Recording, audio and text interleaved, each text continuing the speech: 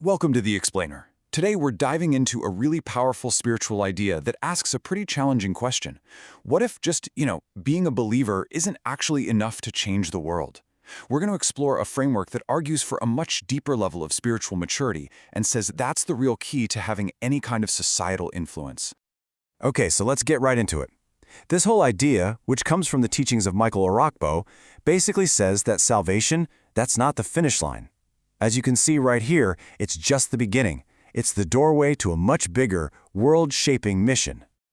So if salvation is just the start, then what in the world is the mission? Well, the first big concept you have to grasp is that the goal goes way beyond just personal belief. It's all about something called kingdom advancement. And what exactly is kingdom advancement? Well, it's this idea of restoring humanity's original purpose. This framework argues that our purpose is to actively shape every part of civilization. We're talking government, business, the arts, you name it, so that it reflects a divine nature and character. So think of it less like an individual escape plan and more like a massive project to restore society, system by system. Now, to pull off a mission this big, the framework makes a really critical distinction. It argues that there are basically two different mindsets within the faith. You've got the children, and you've got the sons. On one side, you have the children. They're described as spiritual consumers. Their faith is really focused inward, on personal blessings, a new car, a better job, a miracle. But on the other side, you have the sons. They're seen as agents of change. Their focus is completely outward, on carrying out a larger strategic plan for society. And this quote, wow, it really drives the point home, doesn't it? The speaker uses this analogy of a child just asking for candy or biscuits to show a mindset that's all about immediate personal wants. And the argument is that while that's totally normal for a child, it actually becomes a liability. It holds back the much bigger mission of kingdom advancement. And this right here is absolutely central to the whole framework. The core idea is that if you want to influence the very foundations of society, you need a level of maturity that goes way beyond a self-focused, consumer-style faith.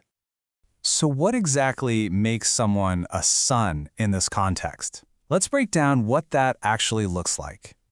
And we need to be super clear about this. The term son here isn't about gender at all.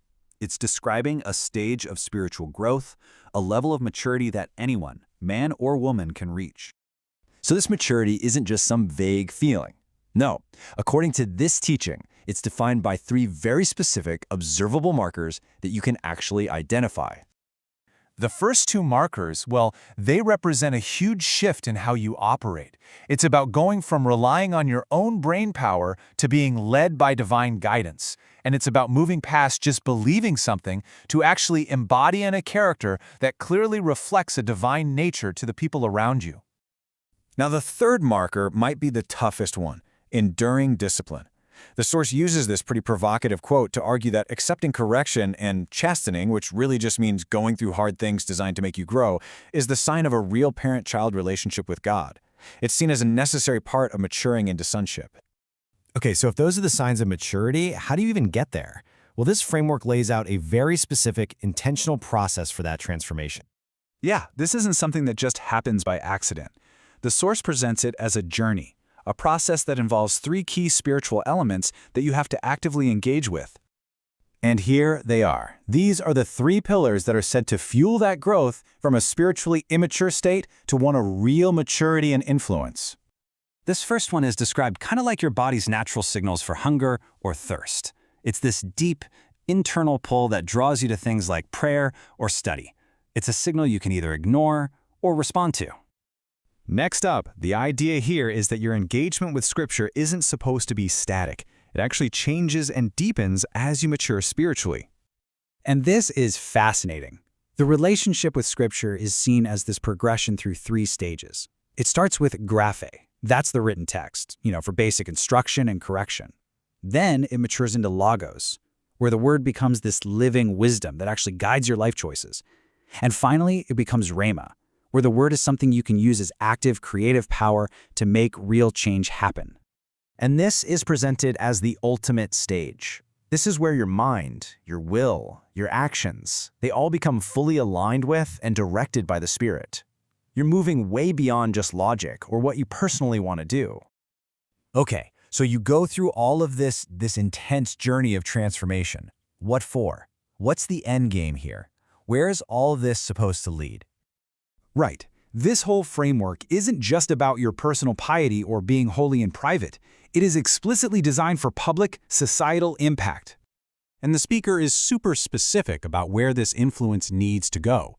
The call is for these spiritually mature sons to get into sectors like politics, business, media, and education, and change those massive systems from the inside out. This statement just powerfully sums up the entire argument, doesn't it? The point is that just having the label Christian isn't what's needed for the mission. It's this deeper level of spiritual maturity that's presented as the absolute essential requirement. And so this whole framework really leaves us with one profound final question. It suggests that the greatest engine for changing the world isn't politics, it's not technology, it's the internal transformation of individuals. So the ultimate question becomes, if you can really change the person, can you actually change the world?